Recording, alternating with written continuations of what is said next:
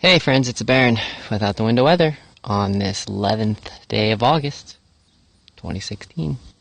Current temperature is about 79 degrees Fahrenheit, or I think that's 26 C. So, I just thought, since I was taking a break from mending a fence, and I'll show you guys in a little bit what I've been doing, I thought I would stop in and say hi to everyone. It's been a couple days. So as you see, it's actually a beautiful blue sky. Some pretty awesome clouds. That one's pretty cool there with the little slashes through it. It's tiring. So I've been out here for those that are wondering, I've been out here for roughly about 2 hours now this morning. Sylvia, our pig, she keeps finding ways through the fence, and so I've been trying a few different things. So I'm trying some new tactics today, and I'm going to reinforce some of the areas that I think are a weak spot. So I will show you first. Awesome sunflowers, just because it's cool. And it's a cool trick. So, from the sunflowers you get in the store in the bags that tell you, not to plant because they won't do anything. In the bag that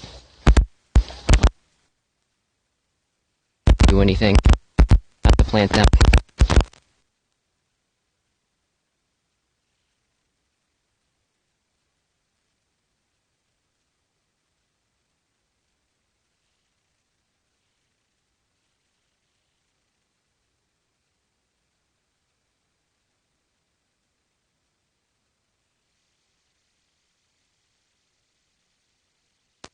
And so, some pretty awesome stuff up here, like where her bathroom was and such, are some pretty awesome different types of fruit and vegetables up here. So usually, so for people that are new to the way I do farming, every year set up a different area for the pigs and the chicken, or the pig and the chickens to live in. This was last year's area. I'm letting it rest this year. As you can see, the wooden fence there and the wooden fence there. I'm letting it rest this year. Letting it regreenify and all the cool diversity. Here, it used to look like that. That's a hayfield. This used to be a hayfield. So try not to ever use any type of petrochemicals. And petrochemicals are the ones that are deprived from like an oil-based, and I'm not a big fan of using petrochemicals on anything. So anyways, just trying to find different ways to improve the land. So yes, that's a hayfield, and no, it has not been cut yet, it's actually really late in the year. But it has been absolutely so wet that we haven't got a chance to cut it or anything. So anyway, the main purpose of this Periscope. So this is the fence that I've been working on. I'm trying to get it so that the pig cannot keep busting out. So over here where I noticed that she was able to jump and such, I lowered the fence. I raised the fence quite a bit because she was able to jump over the lower fence. And then inside all of this, I'm actually going to run this electric ribbon, which it usually does a pretty good job. There's attached to my solar powered electric fence, but this all on the inside here, I'm going to put. There's the yellow ribbon. Anyways, this is what I just finished out this little path up there because she likes to get up that way. I think she's not happy with being in just this confined area back here. This was an experiment that I'm gonna call a mild failure because she can just push right through it. So even with the electric fence And the problem with the electric fence is it then electrifies that wire, and yeah, it's just not bueno. So, I missed your question. I saw you asked a question. I was looking away and it just flashed away. I think you asked how many something. If you want to re-ask it, I'll answer it.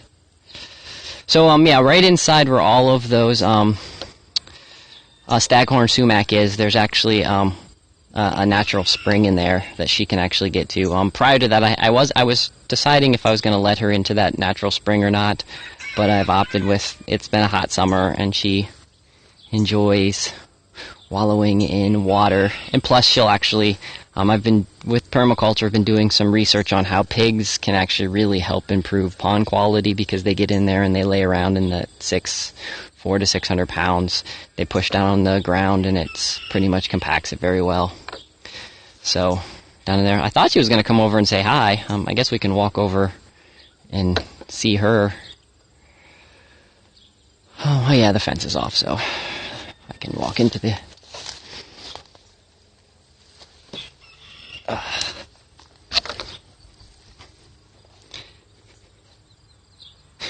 Is that weed? No, it's not. Too bad, right? No, it's staghorn sumac. If you're not familiar with staghorn sumac, I don't know if there's a fruit anywhere close that I can show you. A lot of people call them junk trees. There's none close. Maybe there I can show you right up here. If you look up there, you can kind of see the fruit. It produces like a red type berry fruit, which actually you can stick in the water and it makes something like a lemonade. So there's Sylvia right there laying down. I'll walk around so that, but anyways, there's that pond the little pond area I was telling you about. Yeah, Sylvia must be hot because she's just laying there in a mud puddle that she made. So yeah, for future reference for those that have pigs and want to try, this kind of fencing, I would say even with the electric fencing, is just not a good idea. She hasn't busted through it, but she has definitely tried, and knowing her, it won't take her long before she just absolutely busts through it. And so I'm going to have to, that'll be tomorrow's or later today's job to reinforce that. So for those that are wondering, I'm the Baron. I run a sustainable farm stay here in southern West Virginia. This is a 1 acre. Right now, the area that I have set up for my pigs and chickens and fruit trees is on 1 acre. I have 33 acres here. This is what I call my permaculture lab. This is where I'm learning and trying out all the different techniques and stuff that I'd like to do in the future.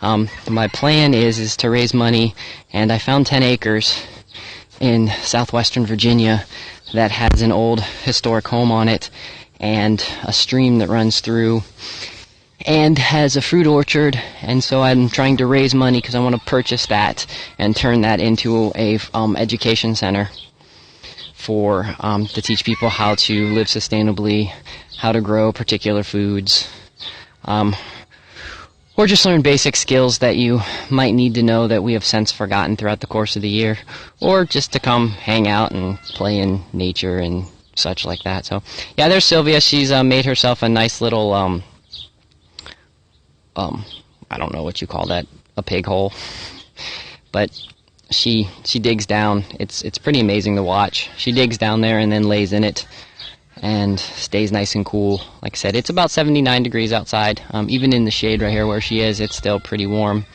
For those that 78 is 27, 26, 27 C.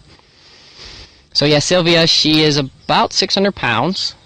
She is 4 years old,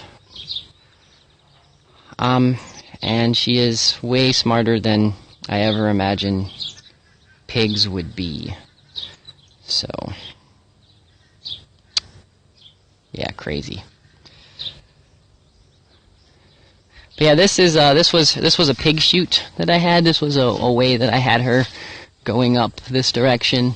It worked pretty well, but this area up here that we're just getting ready to come to, I plan on putting some fruit trees and such in here. This is based off of the way the sun rises and things of that sort. I'm gonna pop some fruit trees, and then the areas that I don't have the fruit trees, I'm gonna start putting some solar panels. Solar panels are starting to get affordable on somebody with a very little budget like me, so I'm pretty excited. Like, I think Harbor Freight just started carrying some for pretty nice ones for about $170, and then I have some extra spare batteries and such, so I'm pretty excited about doing that, and then trying to embed a home-built wind turbine into the mix too, because it's not windy right now, but it is normally pretty windy here on top of the mountain. So elevation, we're at about 3,700 feet above sea level here. What am I doing right now? Right now I just finished, I'm taking a break from doing my fence, and I thought that I would just show off my handiwork and procrastinate from doing my fence, because, yeah. Oh, you just moved the Beckley. Cool. Well, if you stay on Route 19 and you go past Winter Place, I am right off of Route 19 in the big yellow Victorian house here in Flat Top, just as you go into Mercer County. Yeah, that's 19 right there. So, and I have to walk over this way to show you the house for those that... Yeah, Route 19 is just the main. It's just the main drag through, and there's kind of the yellow Victorian house. So, well, I hope you enjoy Southern West Virginia. It's a very interesting spot. Where did you come from? I actually moved here 11 years ago from Akron, Ohio, and I'm not off of the grid yet. I'm learning to be off of the grid. So I'm taking baby steps. Oh, from Miami? Well then yes, you're going to have a culture shock moving from a city, and especially the deep south like Miami, or I've only been to Florida once, so I can't even honestly answer that. But yeah, no, I'm not off the grid yet. My goal, trying to learn how to do that a little at a time, and if you want some of the people that are a little nicer, if you go just a little town over into Beaver, the people are really cool there. So, and if you love nature, if you have not been to Camp Creek State Park, it is continue down 19, or you can jump on 77 and get off at the Camp Creek exit. Camp Creek State Park has 2 waterfalls, and it is a pretty awesome park to go visit. So, yeah, you should definitely go down there. So, anyways, back to the whole off-grid thing. Surprisingly, trying to get off the grid is a little bit more expensive than I imagined. So I'm doing little baby steps. I've learned to cut my energy use down. I have ways to see exactly how much energy I use daily, so that I know what my energy consumption is, so that I know what kind of system to have. I now know when I'm searching for property to make sure I always find a suitable water source. Yeah, the upfront costs of getting off grid is really the big thing. Your energy consumption, you would be surprised. I have some water barrels. I actually have a lot of nice springs here as well. So water at this particular piece of property isn't a big deal. And actually, that's one of the key features whenever I look for property, is I make sure that I have it has a good water source and such. So, anyways, my phone is getting very hot, and when that happens on Periscope, it cuts out pretty quickly.